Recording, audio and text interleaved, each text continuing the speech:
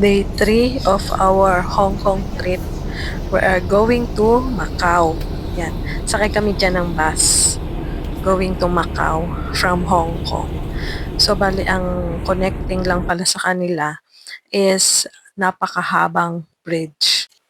Bali, pag bus yung pinili nyo sakyan papuntang Macau, is dadalhin kayo sa may border Hong Kong and Macau. 2,000. So, dun sa border na yun, Patama pupunta sunod kayo yan. sa immigration. Hindi tatakatakan yung inyong passport. Pero bibigyan kayo ng maliit na papel. Katunayan na pumunta kayo ng Picture Macau. ka. Na dumaan kayo sa border nila. Pag okay na kayo sa immigration, hahanapin nyo ulit yung bus na sinakyan nyo papunta doon.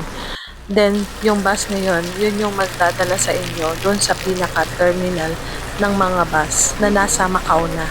Pag nandun na kayo, nakalabas na kayo sa may terminal ng bus, makakikita nyo doon. May mga pila, shuttle bus, pag-aari ng mga hotel. If ever may mga turista na dumating, may mga Pinay doon na nag-a-assist sa mga turista. So, yung free shuttle ng mga hotel doon, pwedeng sumakay kahit hindi naka-check-in. Basta same na lugar na pupuntahan nyo, pwede kayong sumakay. Kalorki. Paglabas nyo pala ng terminal ng bus, meron doong mga Pinoy nag-offer ng tour sa buong Macau. Marami kayong mapupuntahan pag kung magto-tour kayo.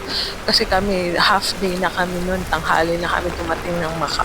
So, hindi na lang kami nag-tour. Kasi, parang magmamadali ka kasi kung magtutour ka pa kasi syempre ang dami mo pang kailangan puntahan.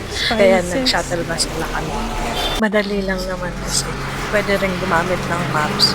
So, kayang-kayang i-DIY. Ang una namin pinuntahan sa Macau is ang ruins of St. Paul.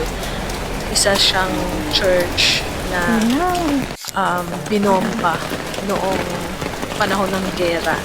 Pero yung kanyang pinaka-front simbahan is nakatayo pa rin hanggang ngayon. Imagine mo, yung buong laman ng simbahan na bomba. Tapos ang natira lang is yung pinaka-front niya. Buong front ng simbahan. Buo pa siya hanggang ngayon. Binomba yung simbahan na yun noong 1830s pa.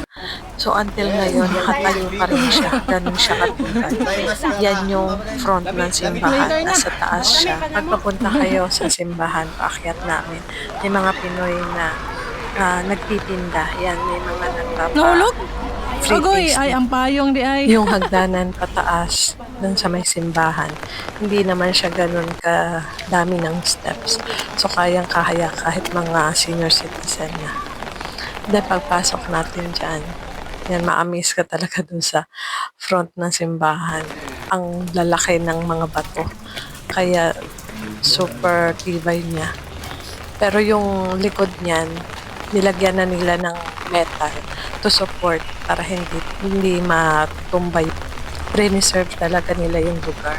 Yan, nilagyan nila ng konting mga structure, dinevelop nila. Pero yung nasa ilalim niya, yung mga pa rin, original na mga bato galing doon sa simbahan. Ito yung mga pictures ng simbahan. Ayan, 1834 ang pinakauna nilang pictures. Then dito papasok kayo riyan. Tapos iiwan niyo muna yung mga gamit niyo. Lalo na yung mga basa para siguro hindi makasira ng mga antiques doon. Kasi meron pang mga naiwan na save sila na mga alam mo yung mga rebulto, yung mga gamit ng simbahan. Meron din silang mga paintings doon. Tapos yan yung original na bato or wall ba yan ng simbahan. Tapos ito yung mga nakuha pa nila. So, na-save pa nila sa mga original antiques talaga siya. Mga original nga imahe. Tignan nyo ito, cross na to. Na-amaze ako sa design niya. Very unique. Tapos yan, mga original din yan.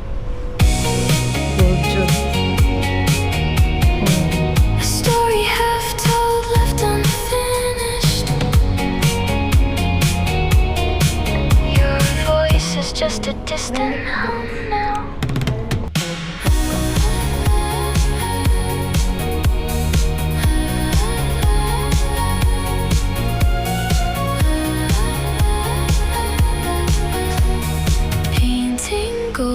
strokes on the sky's canvas. A lone crow calls out. Yan, nilagyan nila ng glass yung floor para makikita yung ilalim. Yan yung original na mga bato ng simbahan. Tapos ito, paglabas namin dun sa ruins of St. Paul's. Yep, naglakad din kami. Naghahanap kami ng kalsada kung saan makakasakay. Kasi dyan sa kalsadang yan, wala kang makikitang mga taxi or sasakyan. Talagang maglalakad ka ng malayo. Tapos nakakita kami nitong bakery na to. Nagtitinda sila ng egg tart. Yan, ang sarap ng egg tart nila. So, titikman ko ito para ma-compare ko kung masarap talaga yung nandito sa Pilipinas. Kasi syempre, iba yung original. Tapos ito, meron silang parang alay nila. Kada tindahan may ganun. Yung kilid nila, yung sa lapag nila. Nag-aalay sila. Na-appreciate ko sa lugar na to yung kanilang kalsada. Favorite Diba, ang place, ganda? ha? Tapos yung kanilang mga pier. Ito yung Pop Mart Macau. Na rin, ang gaganda rin ng mga items nila dito. Ang lalaki pa. Thanks for watching. Like and subscribe.